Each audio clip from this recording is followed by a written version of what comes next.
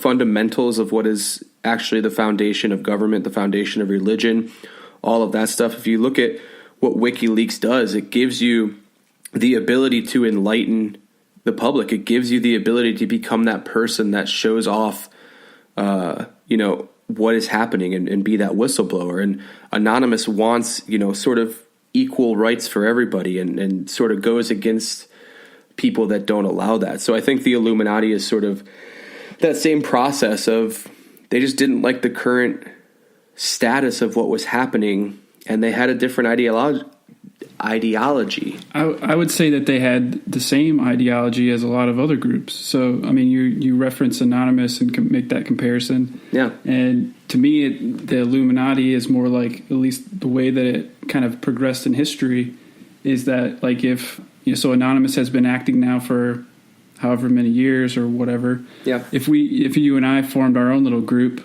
hacking group, trying to do the same thing, and we were Anonymous too, or something like that. Good name. Yeah, exactly. That'll catch on. Or how about synonymous?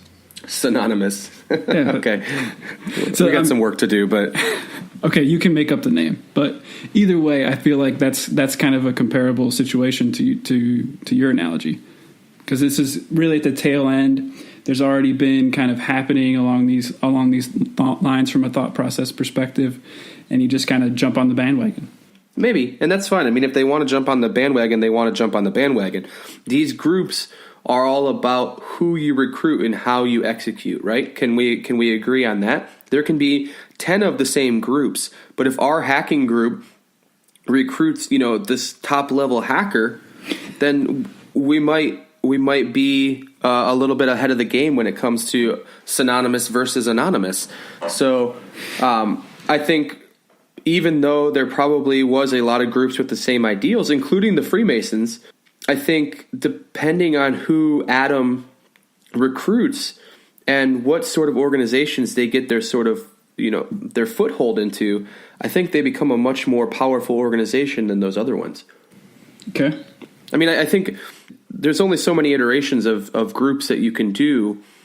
If you look at, there's how many different Antifa groups and things like that out right now, or just liberal or conservative groups and things like that. And they all pretty much have the same sort of ideology with a little bit of nuttiness mixed in. So I think there's only so many iterations of a group that you can do. The success is based off of the members and the execution. And I think the Illuminati did that right. Yeah, but I don't think we have any solid evidence that you can point to that actually supports that. Just that we know their name. I'll give you some evidence later. Oh, okay. All right. So let's maybe talk about some of these kind of strange things that the group has either known for or, that we still hear about today. Yeah. So, the group was heavily utilized symbolism. One of the biggest symbols I saw was the owl. Yep. They seem to love their owls. They love their owls, yeah. Do you know why they use the owl?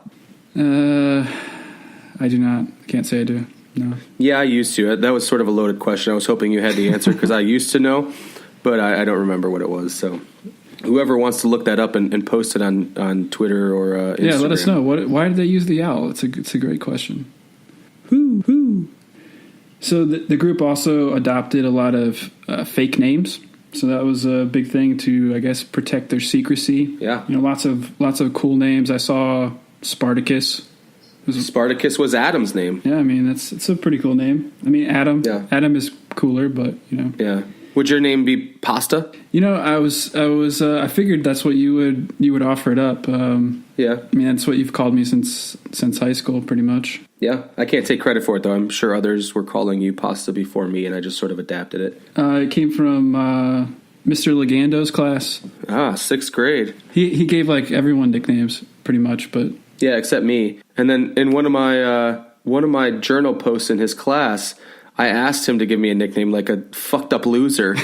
Can I please have a nickname, please? Yeah, his nickname for me was Skippy. Yeah, I remember that. Yeah, Skippy. For some reason, I remember like him quote. I remember the way he wrote it in the book. I remember him quoting it. I don't know if it was just like a proud moment for me or what, but that never caught on. But I don't think I told anybody actually because I thought it was that's stupid like the fucking worst nickname you can get. That's like it is. If like you're just trying to give the most degrading nickname to someone, you just say Skippy. Yeah, I didn't put any thought into this. Here's your nickname. Spartacus would have been so much cooler. Yeah, Spartacus was better. I mean, I saw a couple others from some of the members that were like Ajax, Tiberius, Philo, Erasmus. Yeah. Pasta. Yeah, and I just feel like how would you not be successful, Pasta? How would you not be successful if you have names like that? I mean, I think that sets. I don't recall the Freemasons using super cool names like that. So, I mean, I just think you're set up for success when you use sweet names like Spartacus. Getting some more information here on the owl. Okay. So we've got the owl is just a general symbolism with the occult and secret knowledge. Got it. It has a long history of that nature. The owl being the ruler of the night. Okay. And guardian of the underworld. Interesting. Yeah, my wife is a Chi Omega, and their her sorority is Chi Omega, and their symbolism or their symbol is an owl as well. So now I have to go back and question her about maybe what was going on in their house. So she's a member of the Illuminati. Maybe. I never put two and two together, but let's jot this down and maybe do our research and talk about it the next time about maybe Erin being a living, breathing member of the Illuminati. Maybe she is currently Spartacus. Maybe. And we can battle her as our hacker group synonymous. Yeah. Have a nice little secret society battle. I feel like she wins, but let's continue. So another kind of thing that the Illuminati did or believed, which I thought was kind of weird, was they had this general mistrust for people over the age of 30. Yeah. So I guess they felt like they were too old to really change and adapt. Too set in their ways. Which I could take a lot of offense to this notion at the moment. Yeah, I can too, but I will say that it's probably a valid point because I am set in my ways. I mean, I really am a creature of habit. I just don't want to learn anything new. I don't want to do anything new. So maybe there was some validity to the under 30 crowd being a little bit more hungry for change and moving up through the ranks of these organizations. I disagree with you. I think 30 and 32, like we are, is still young. I mean, we're still fresh, ready to change. I mean, as an example, we just changed our grocery store. Wow. What was your old grocery store and what's your new grocery store? I can't wait to hear. Well, I'm sure it'll shock you to know that we used to shop pretty much exclusively at Target. For groceries too? Yes, unfortunately. Yes. Wow. It must be nice to be rich. Well, that's why we stopped, because we're not rich anymore because we shopped at Target. Yeah, that'll do it. And we went to another one. They just opened up an Aldi here down the road. Ooh, okay. Yeah, it's real nice. High class. They were going to open up a Lidl, which is like a German. I mean, since we're in talking about Bavaria and Germany, they were going to open up a Lidl, and it sounds like we have a grocery store sponsors out the ass, but not sponsored by. Yeah, not sponsored by. But Lidl was similar to Aldi that I was really looking forward, and they never. I have never heard of that Lidl. Really? No. Interesting. So it's a very strange name. Yeah, well, it's German, so. How's it spelled? Weishaupt. Lidl. How do you know it's not just little? Because I've heard commercials for it. Oh, okay. I mean, that's pretty much I rely on their marketing team to know a little bit more about the pronunciation than me. But next time we come up, I want you to take me to your nearest Lidl. Lidl? Yeah, I don't know where it's at. It's probably near the city, and I don't go to the city. So okay. So another thing about the Illuminati, to get back on subject here, since we kind of diverted, was that they had a pretty complicated ranking hierarchy for their members. They did. They had generally 3 classes, and each class kind of had 4 or 5 different rankings with some kind of fun titles. I mean, you got in the first class, which was their lowest class, you had some titles like Initiate, Novice, Minerval, Illuminatus Minor, which was, I think, the highest ranking within the first class. You got the second class, Apprentice, Fellow, Master, Illuminatus Major. Sounds like a body part. Or a constellation. I can't wait to become Clitoris Major in the Illuminati. That must be the 4th class. I think that is the 4th class. That's when you know the group is a success. At the time, there was only 3 classes. The 3rd class was the top, which was Priest, Prince, Magus, or Magus. I think it's probably Magus, and King. One fun note on the second class titles there. One of them was Master, like I said, which That's a pretty underrated ranking. I mean, I feel like that should be in third class. But I have an iPhone, so I have Siri, and you can set your name. So I have Siri call me master. Wow, I feel like there's a psychological something behind that. But so, do you know what it took to become? If you're a novice in the Illuminati, do you know what you had to do to become a Minerval? Show up to meetings and make nice with Adam. I don't know. Yeah, mostly that. But also, if you wanted to go from novice to Minerval, you had to basically, and this came out when the Bavarian authorities seized all of the paperwork from the Illuminati when they put down that mandate. They discovered these papers, and on those papers, to become a novice from a Minerval, you have to present a detailed report on the titles of the books that you own, the identity of your enemies, and the weak points of your character.